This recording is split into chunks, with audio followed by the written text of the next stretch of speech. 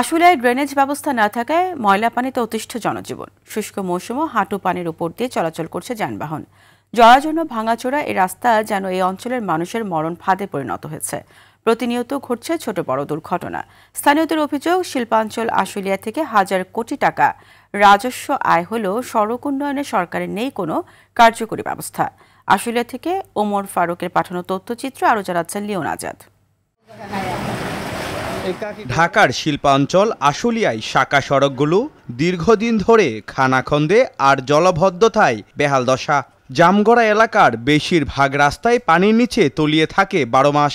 অপরিকল্পিত নগরায়নের ফলে পানি নিষ্কাশনের জন্য নেই কোনো ব্যবস্থা। ময়লা পানির দুর্গন্ধে অতিষ্ঠ হয়ে পড়েছেন এলাকায় বসবাসকারী শ্রমজীবী সহ সকল শ্রেণী পেশার মানুষ। দুর্গন্ধযুক্ত এই সকল ময়লা পানিতে ছড়াচ্ছে রোগ জীবাণু।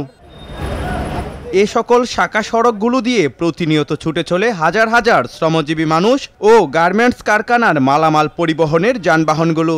স্থানীয়রা বলছেন, এই গুরুত্বপূর্ণ সড়কগুলো সংস্কারের কোনো উদ্যোগ নেয়নি কর্তৃপক্ষ।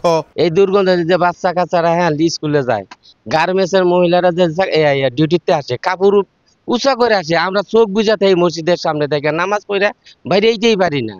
এছাড়া আর কষ্ট আমাকে কি আছে? আমাদের ডেলিভারি দেওয়ার সময় যে গাড়িগুলো যাতায়াত করে যাইতে পারে না, বালুর মধ্যে আটকে যায়। এই জায়গাটা আসলে প্রতিদিন 2-3টে রিক্সা উল্টে যায়। বাচ্চা নিয়ে যেতে খুবই কষ্ট এবং ভয় লাগে। দ্রুত সময়ের মধ্যে প্রকল্পের মাধ্যমে এ সকল সমস্যার সমাধান করা হবে বলে জানান এই প্রকৌশলী। দিনকে দিন ভরাট হয়ে যাচ্ছে।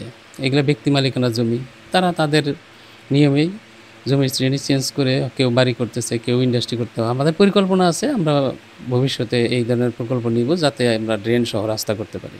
শিল্পাঞ্চল আশুলিয়ার সকল শাখা সড়কগুলো মেরামত করে চলাচলের উপযোগী করে তুলবে কর্তৃপক্ষ, এমনটাই প্রত্যাশা বাসিন্দাদের। লিওন আজাদ, RTV।